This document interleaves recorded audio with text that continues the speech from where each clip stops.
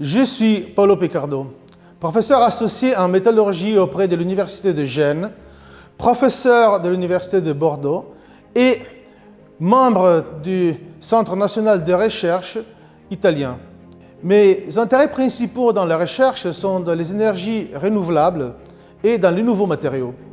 Grâce à la collaboration existante entre l'Université de Gênes et l'industrie ergo-design en Gênes en Italie, on a développé et réalisé un test bench qui s'appelle Real Life Tester. Le Real Life Tester rend possible d'acquérir des mesures électrochimiques de matériaux, de différents matériaux, dans des conditions d'exercice telles qu'une température qui peut même dépasser les 900 degrés et des atmosphères même multiples.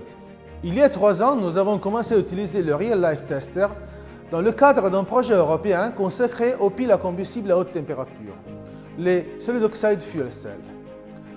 Dans ce cas, nous avons utilisé des différents matériaux qui constituent les piles, c'est-à-dire les aciers inoxydables pour les interconnecteurs, le verre pour le sillage et les cellules utilisées comme fuel cells.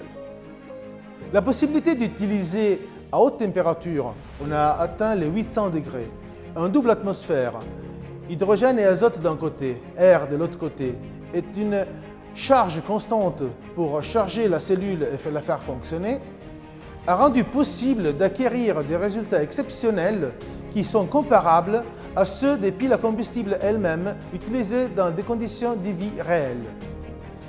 En plus, on a pu utiliser ce test pour des temps très longs, jusqu'à 1000 heures. Voilà pourquoi on appelle ce type de test bench de Real Life Tester, un test bench qui travaille dans des conditions de vie réelles. Des mesures de spectroscopie d'impédance électrochimique ont été acquises tout au long de 1000 heures de tests sur les 3 matériaux concernés, notamment les aciers des interconnecteurs, le verre de sillage et les cellules à combustible. Il a été ainsi possible d'évaluer l'évolution des matériaux tout au long du test. Cela a été après confirmé grâce à l'échantillonnage qu'on a effectué sur les échantillons sortis du test une fois le test terminé.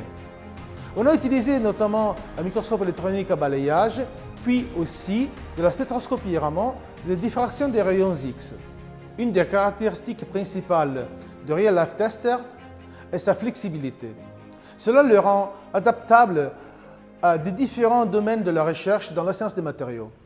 Ensemble, nous pouvons décider comment adapter le Real Life Tester à vos urgences de recherche.